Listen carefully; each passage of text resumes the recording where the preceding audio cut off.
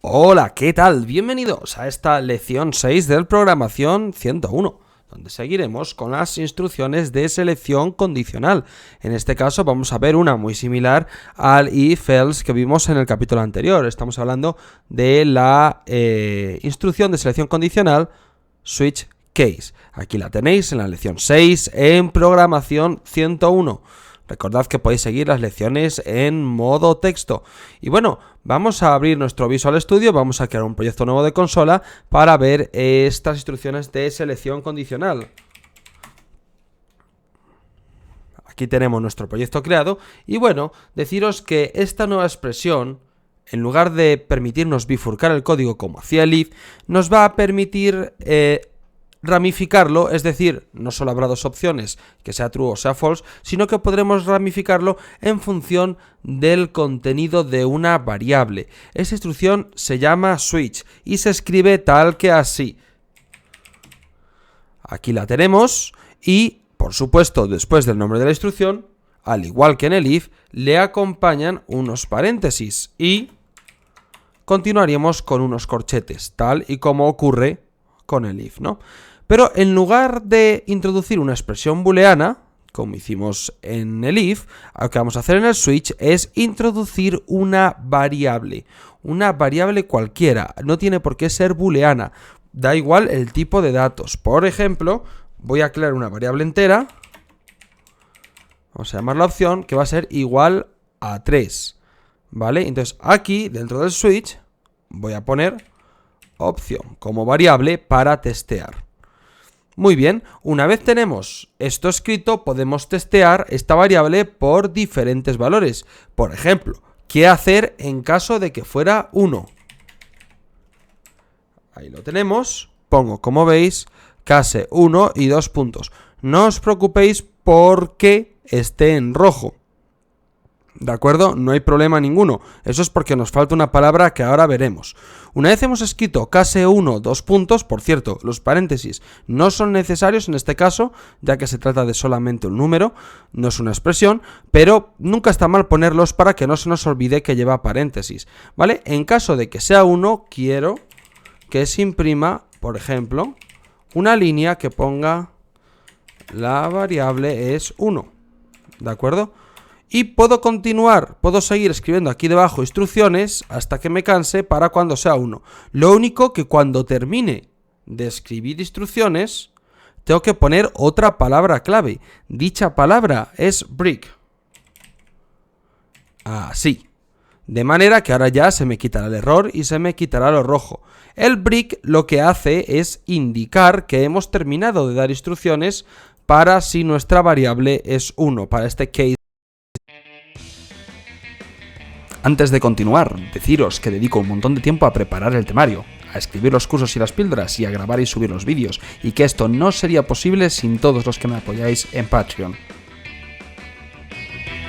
Si tú también quieres apoyarme, puedes hacerlo en patreon.com/programación101. Ahora voy a pasar a definir qué ocurrirá si mi variable es 2. Entonces, perdonad, console.writeLine, voy a escribir la variable es 2. Muy bien. El break, que no se me olvide, porque si no, no compilará. Y ahora voy a pasar al caso que nos ocupa. ¿Qué hago si la variable es 3? Pues lo mismo, escribo console.writeLine, la variable es 3. Y para terminar, pongo un break.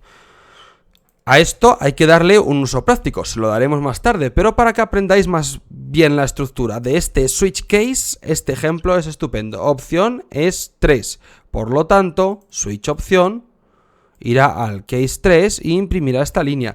Para poderlo ver al compilar, vamos a poner, como hacemos siempre, un console read key, de manera que no se cierre la aplicación al finalizar la ejecución. Vamos a darle a iniciar y vamos a ver cómo sale por la pantalla. La variable es 3. Aquí lo tenemos. Tarda un poquito en compilar por ser la primera vez. La variable es 3. Nuestro switch case ha visto que opción era 3 y ha ido al case 3. Le damos a intro para cerrar o a cualquier tecla. Ahí estamos. y vemos lo que ocurre en este caso. Si por supuesto, si cambiamos este valor a 1, entonces va a coincidir el case 1 y se va a mostrar la variable es 1. Vamos a comprobarlo. Efectivamente, como veis, el resultado es la variable es 1. Muy bien, pues ya tenéis la estructura de este switch case. Recordaros que esta estructura puede ser muy útil para menús, ¿de acuerdo? Para menús para que hagan ciertas cosas. Luego más tarde veremos un ejemplo, pero antes de ver un ejemplo tenemos una palabra nueva que aprender. Es la palabra default. La palabra default nos indica qué hacer en cualquier otro caso. Es decir, en este caso si no es ni 1, si no es 2 y si no es 3.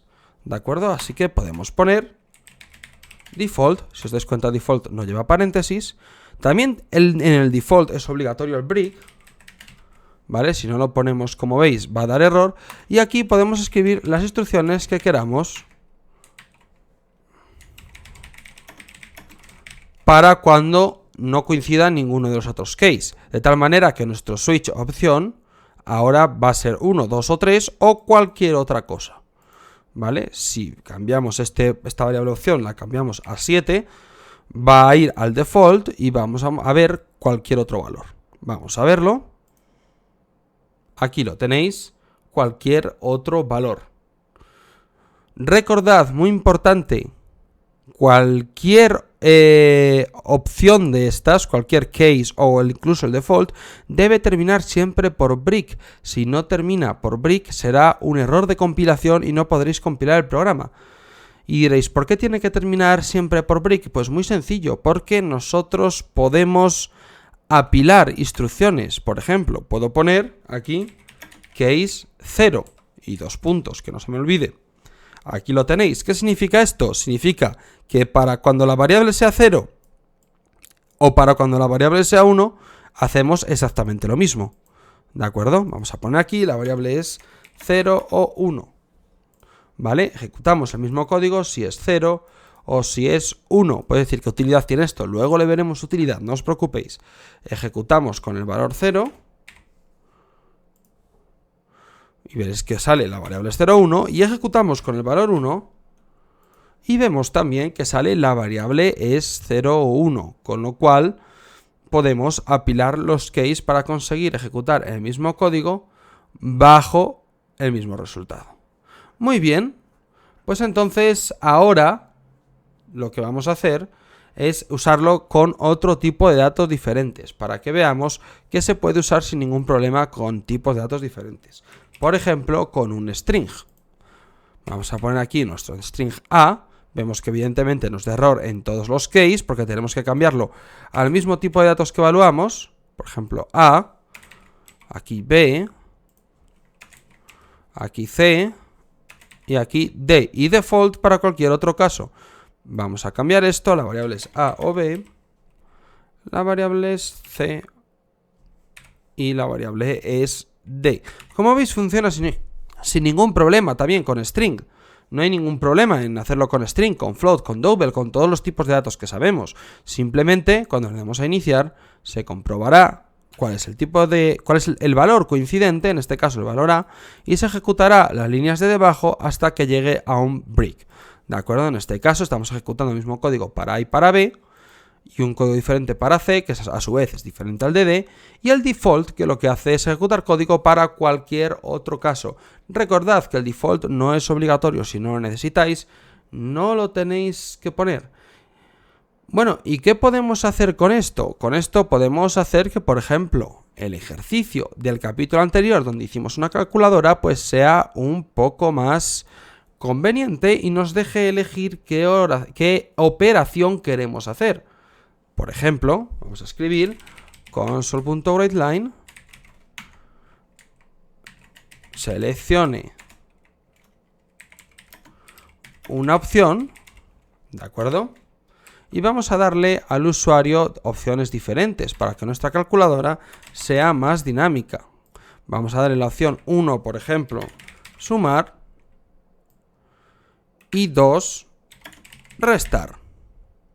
Así podemos hacer una calculadora que tenga más de una sola operación.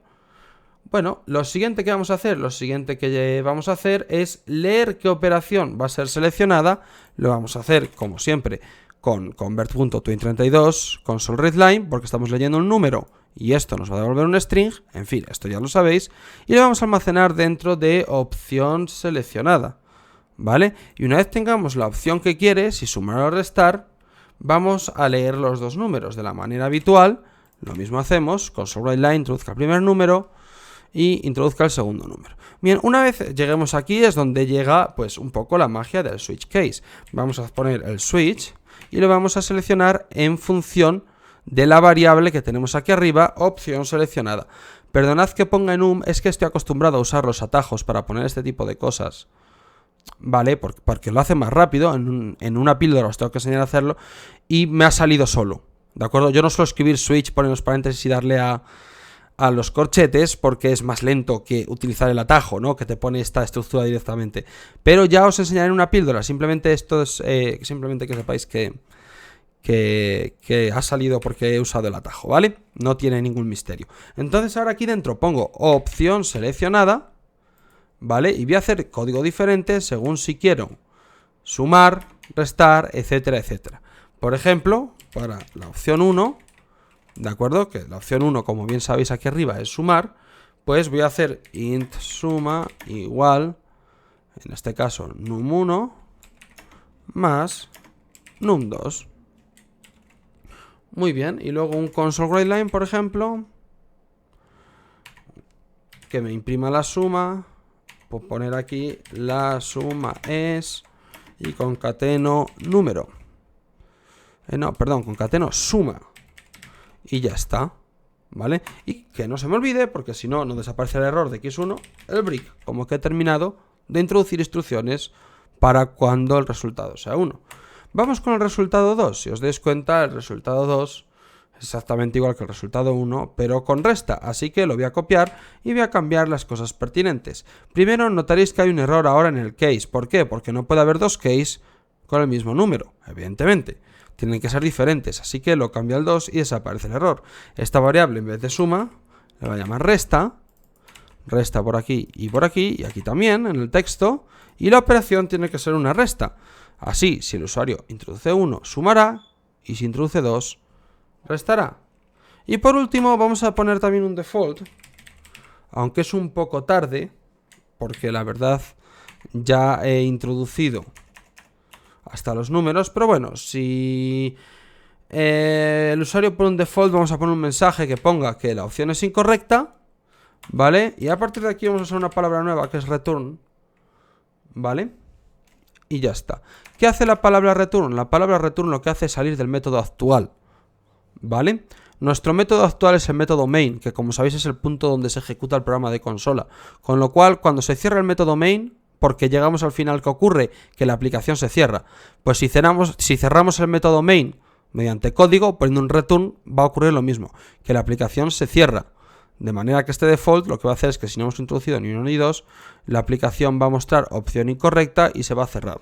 Lo que pasa es que esto es un poco... está un poco mal puesto, ¿no? Porque aquí ya le hemos pedido los números y todo, no es lugar, ¿no? Con lo cual vamos a quitar este y ponerlo en un sitio mejor. Vamos a ponerlo aquí arriba. Una vez tenemos la opción seleccionada, vamos a escribir aquí. Si la opción seleccionada es diferente de 1, ¿vale? Si es diferente de 1, solamente puede ser 2, si os dais cuenta. Si es diferente de 1, solamente puede ser 2, si no es una opción incorrecta. Entonces vamos a poner otro if, y si opción seleccionada, entonces no es igual a 2, y aquí, si estamos aquí dentro, es que opción seleccionada ni es 1, ni es 2, no es ninguno de los dos, ¿vale? Así que quitamos este default que no pinta nada aquí, y podemos salir del programa si la opción seleccionada no es correcta. Esto normalmente no sería así, ¿vale? Porque hay un operador que concatena estos dos ifs en uno solo, pero lo aprenderemos en un futuro, con lo cual así está bien de momento. Y ya tenemos nuestro programa que nos permite elegir si sumar y restar. Aquí lo tenemos, selecciono una opción, vamos a seleccionar la suma, Primer número 10, segundo número 7 y la suma es 17. Vamos a probar ahora una resta. Por ejemplo, vamos a introducir el número 30 y que le reste 5 y el resultado va a ser 25, con lo cual tenemos ya nuestra pequeña calculadora a base de switch y case. Esto hay una cosa que tenéis que tener en cuenta. El switch y el case son equivalentes a instrucciones if, se pueden sustituir el uno por el otro, ¿de acuerdo? Solamente tienes que ver cuál te resulta más cómodo en qué casos. Poniendo estos dos iconos, estoy comentando este código. Cuando comento un código no tiene efectos, como si no estuviera escrito, veis que está en verde.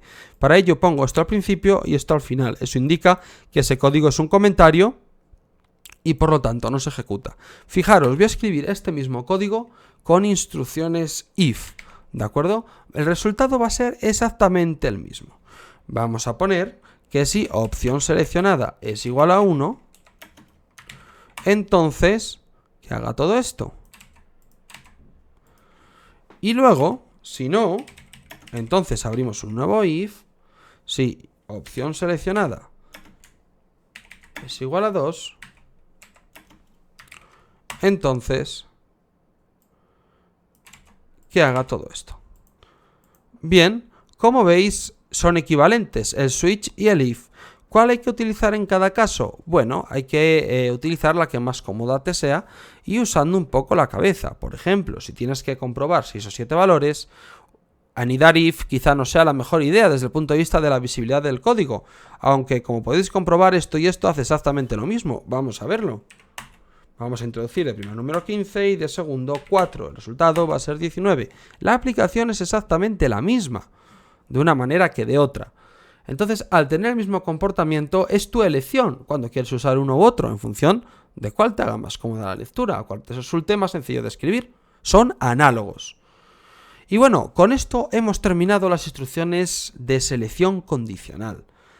Para lo cual os recomiendo que os vayáis a Programación 101, os vayáis al curso de C# para aprender a programar y hagáis este cuestionario de aquí, instrucciones de selección condicional, más que nada para probar vuestros conocimientos. Tranquilo, no es muy difícil. Si habéis seguido más o menos bien la lección, lo sacaréis a la primera. Y por último, comentaros que el siguiente vídeo será el primer vídeo de ejercicios. Se llamará ejercicios 1-6, es decir, del apartado 1 al apartado 6 y resolveré estos ejercicios que podéis ver aquí. Podéis intentar iros intentando hacerlos vosotros mismos, ahora cogeros y los vais intentando, y si veis que os quedáis atascados, esperáis a la solución a veros el vídeo, pero ya podéis ir intentándolos y así practicar sin ayuda a ver qué tal se os da. Bueno, espero que os haya gustado este vídeo, un saludo y hasta luego.